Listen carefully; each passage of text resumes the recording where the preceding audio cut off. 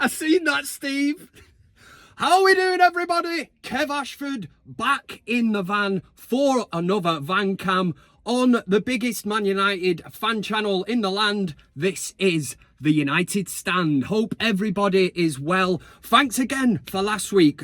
Great reaction to the old van cam coming back. A lot of nostalgia and all that. Great comments. 99% of them were absolutely spot on, and I appreciate everybody that appreciates the van cam. It is something a little bit different here on the United Stand, but the big game is approaching us fast. We have got Everton away at Goodison Park, and what a time to be playing them. Just been deducted 10 points. We have an international break, and what is that famous saying? Like they'll be like a wounded animal, a wounded scouse, dirty scouse animal. That's what they will be, and they will be looking to get points on the board more than ever. You know, they were safe. They were in the safety net, and all of a sudden they've wriggled out of it. They're in relegation now because of this 10-point deduction. But Goodison Park is always a tricky place to be, but this adds a bit of extra fuel to the fire. I'm struggling here. Don't know why. I need to calm down. Somebody said that in the comments last week. You know, Kev, you get a bit giddy and all that. I always get giddy because I just love talking about Manchester United. We're Manchester United.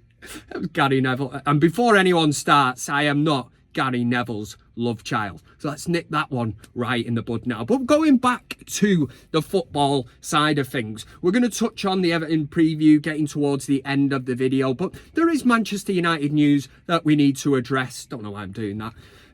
In particular, I look straight away and I think of two words: Raphael Varan. You know, it's come out in the media this week. He is not happy at Manchester United. You know, I could have told you that. You know, I don't need to work in the media to...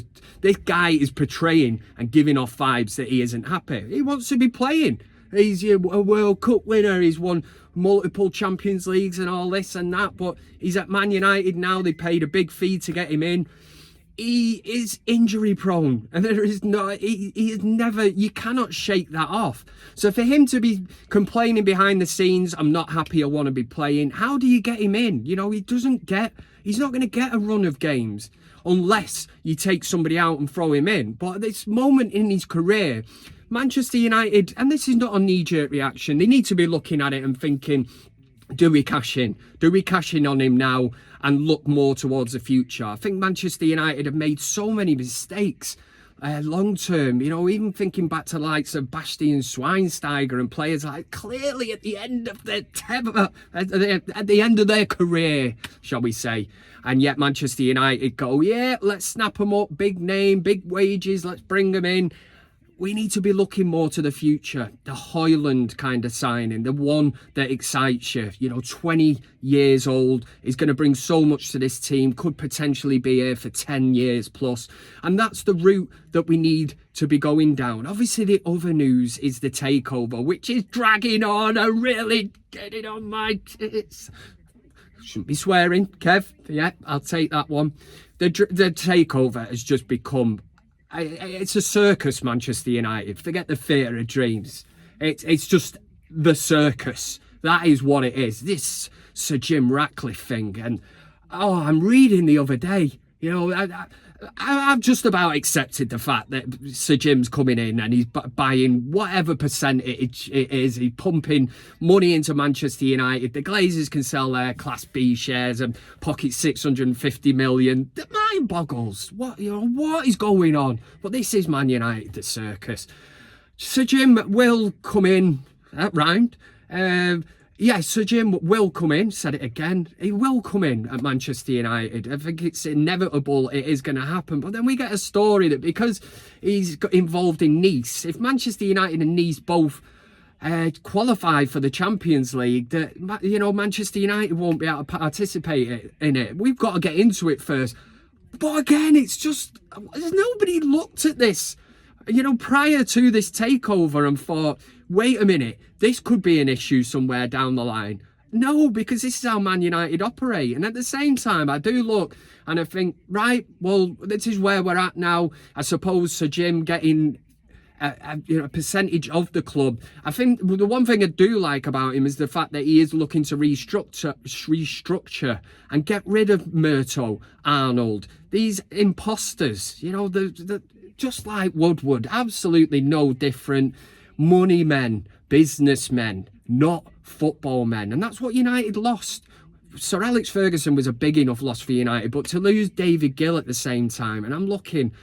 And United do need that structure. We've been promised the director of football for so long, and we always get beaten with this thing that United, managers have spent money in that. Yeah, but here's the thing, man. If you have a director of football, let's say an Edwin van der Sar, somebody along them lines, a class act, a football person, when Eric Ten Hag is trying to sign players, he needs somebody with him to rein it in slightly. I've said it, gone on record before saying about Anthony, 90 mil. Never in a million years a £90 million player.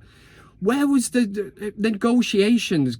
The people that were involved in that. It's absolutely mind-boggling that there was nobody to say 90 million, will this as an investment as a footballer? Will it get higher than that? Will there be a resale value? How many years will we get out of him? There is absolutely nothing at United. There is no structure. It went years ago. It's a really sad thing. But if Sir Jim is going to do that and he's going to restructure United, then it is a good thing. And I know there's loads of you out there. Sheikh Jassim, they wanted that, the lottery win. Let's clear the debt. We get a fancy stadium. We get all this and that. There was a bit too much, I don't know, there was more to that. I do look at it and I think it seemed almost too good to be true. And one thing that United fans have, slandered Manchester City for is that sports washing element. It's, again, the same with Newcastle. And we were ready to jump into bed for the sake of a quick fix at Manchester United.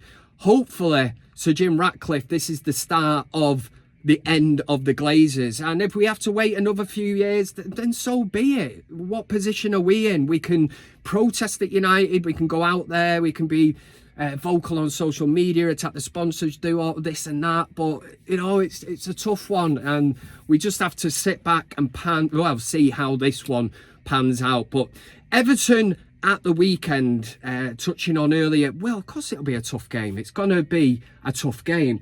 And I have got you some team news, believe it or not. Look at me. Look at Kev. I know what you're thinking. You're like, Kev, what's this piece of paper? I've done a bit of research, into team news and stuff. I wrote it down. The sky's the level here. I'm moving into a new area here. There's so many people that are really professional, and now I want to join them. So the Everton team news, I can tell you that Anana has trained with Manchester United this week. There was a fear that he picked up an injury during the international break, but if he's trained, you'd think he's going to be fit enough to play. He doesn't have to run around for 90 minutes. He's in the net. Oh, Nana. That's his name. Yeah, that is his name. The main big one, Luke Shaw. Luke Shaw is, he's fit. He's part of the squad now. It remains to be seen if he's going to be match fit, but that one excites me. And I put this one out on Twitter the other week. I said, Luke Shaw coming back to Manchester United, more or less, hallelujah. I can't believe how many people hit back at me. Can he score 50 goals a season, Kev? Well, no, he can't. Can he assist? Can he do this? Can he do that? Is he a playmaker? No, but he's an integral part of the back four that has been absolutely decapitated this season. It's non-existent. We haven't even had our full back four out, have we? We're playing with Harry Maguire and Johnny Evans at the back. No disrespect to them two, but come on, man. We're Manchester United. That's what we are. Højlund is another one. Old Rasmus Højlund. Apparently, he is one that has trained away from the first team. I would hope to God, because we've pinned a lot of hopes on Rasmus Højlund this year so far, looking for his first Premier League goal, and we need him as that focal point of the team. I would like to think it's more of a precaution. Johnny Evans is not in the squad today, so that's one where we can look and think, I think we've got adequate cover. I know Ricky will be on, going off his head, because Ricky on the United stand believes, that Johnny Evans should be a contender for the Ballon d'Or for this season. He thinks he should have got it over Messi anyway. Out of the squad are the usual suspects. Casemiro is out, Eriksen, Malacia and Lisandro Martinez, who we hope to get back very, very soon. And we can start getting this spine back at Manchester United. It's such a key area. Any great team is built on a great defence, and ours has been absolutely shot to pieces. Yes, we picked up a few clean sheets recently, but we have to look at the teams that we've been playing, and Everton will be well up for this, but I'm excited for it. Let me know in the comment section if you enjoyed another Van Cam on the United stand, and I always read them, so keep it clean, don't be mean. There'll always be one letting the team down, won't there? Who's this Gary Neville teabag prison break fella and all that? I won't let you get to me, I won't let you grind me down. Stay tuned on the United stand. Obviously, you'll have the countdown to kick off. That's where they'll take you up to the watch along. Goldbridge takes it over from there for the world famous watch along, and then after, I will be on the fan forum reacting, hopefully, to a Manchester United win. Enjoy the rest of your day. Hopefully, Manchester United win. We live in hope, and for United, come on, United! Whee!